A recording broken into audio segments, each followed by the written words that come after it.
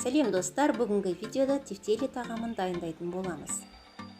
Жасалу жолын видеода анық көрсетіп, құрамын экранның бетіне және описание бөліміне жазып қалдыратын боламын. Ақ пиязды майда етіп турап, қара бұрыш, тұз, дәмдеуіш қосып араластырамыз және 1 шай қасық сұйық май қосамыз. Фарш пен пиязды араластырып, тефтели жасауға дайындаймыз.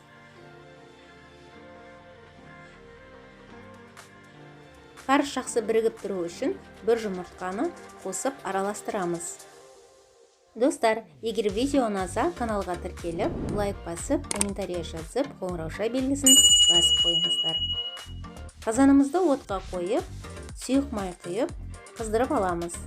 Қызып тұрған сұйық майға сарымсақты 1 минутқа жеткізбей қуырып аламыз, күйіп кетпеуін қадағалау керек. Қуырылған сарымсақ өзінің ерекше иісімен тағамға өзгеше дәм беріп тұратын болады. Ақ пиязымызды қуырамыз. Пиязымыз сарғылт түске енгенше қуырып, үстіне қызанағымызды қуырамыз. Барлығын жақсылап араластырып, қуырып, өткіштен өткізілген сәбізімізді қосып қуырамыз.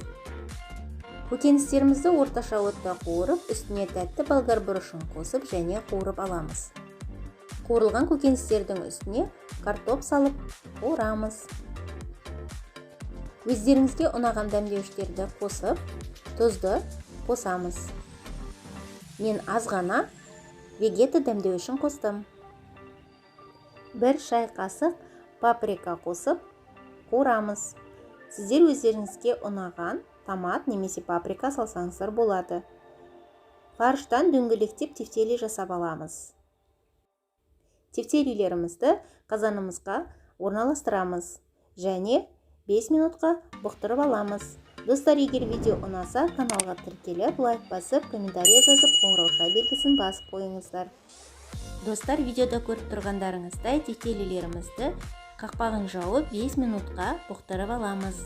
Тефтели шашылып кетпес үшін 600 мл суды қазанның шетін айналдыра құйып шығамыз. Ендеше қазанымыздың қақпағын жауып, су қайнағанша, тефтелеміз піскенше қайнатамыз.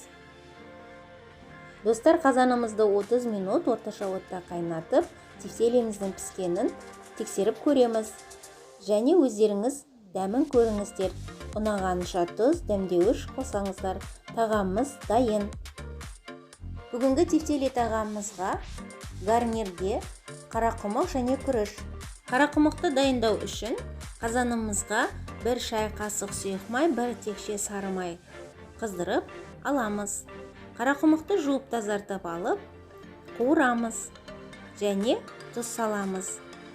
Аздаған су құйып, бетін жауып қайнатамыз. Қақпағын піскенше ашпаймыз. Пісіп жетілген қарақұмыққа 1 текше сары майды салып, бетін 10 минутқа жауып қоямыз. Келесі күріш дайындау. Қазанымызды отқа қыздырып, 1 ас қасық сұйық май және 1 текше сары май қосып, қыздырып аламыз. Қызып тұрған майға жуып тазартылған күрішті салып қуырамыз. Тұз саламыз және күріш батып тұратындай етіп, су құйып, қақпағын жауып қоямыз. Күрішіміз 15 минутта пісіп дайын болады.